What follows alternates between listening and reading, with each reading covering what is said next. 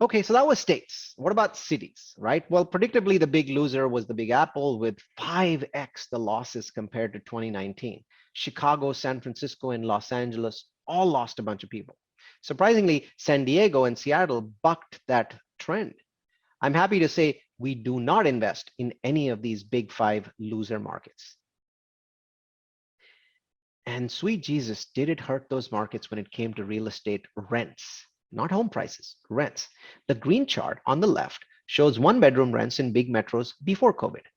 The orange chart on the right shows the drop in rents after COVID. Take a look at San Francisco here.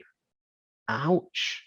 Remember that rent losses in the great financial crisis in 2008 were 2 to 4%. And here we're at 24% rent drops. And do keep in mind, look at the cursor, that nationwide rents for one bedrooms didn't actually go down during COVID. They went up. So it was really the big gateway metros that got their butt kicked. Another trend to point out was that two-bedroom rents were very strong. People want more space, so one bedroom sort of went out of fashion. And I'm so glad that a vast majority of the 2,000 units that we're managing in 10 states are actually two-bedroom and three-bedroom units. One bedroom would not have worked well for us.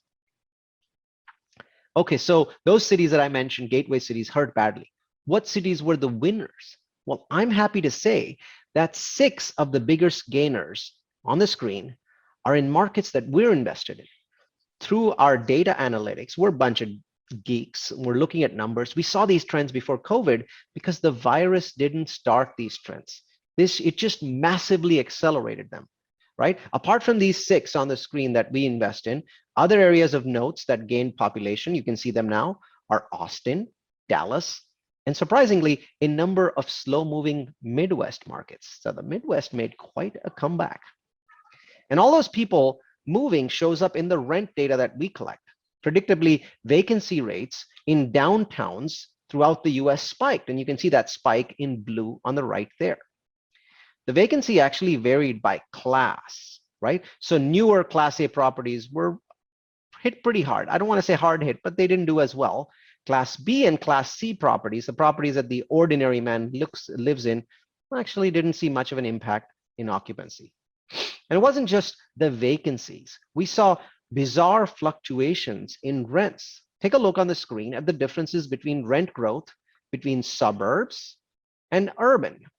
I'm happy to say that 100% of our properties are in these suburbs. So our markets saw robust rent increases while urban markets were flat to negative on rent growth. Overall, looking at all kinds of properties in the entire country, rents did drop a little bit. As you can see on the screen, nothing compared to the Great Recession in 2008. Right? You can see how that recession hit real estate much harder, overall down about a percent. In fact, if you leave out the more expensive, newer Class A buildings, these, I think it's fair to say that rents in workforce housing, housing for common people in the US, really didn't decline much at all.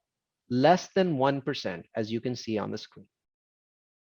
And just like vacancy, rent growth also varied a lot across the US. Here you can see how different markets in the US fared, right? The markets that we invest in are in green.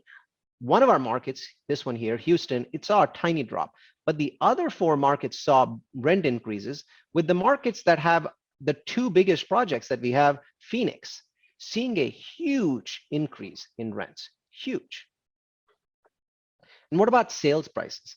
Well, first we saw a teeny tiny dip in apartment prices, a couple thousand per unit. You can see that little dip here. I'm happy to report this dip has now ended as of Jan 2021. And now this number is right around here at an all-time high. And this means that today we are seeing the lowest cap rates in history for apartments. Remember, lower cap rates, higher prices. And rents and vacancy, all of those things are worked out well, but it really doesn't matter if you can't collect the money, right? With the government preventing evictions, landlords like us were fixated on collections.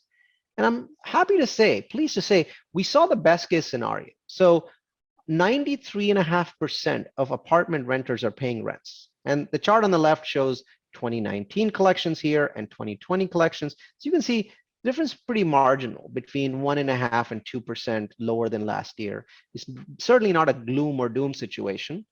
So I think things worked out pretty well on the apartment side.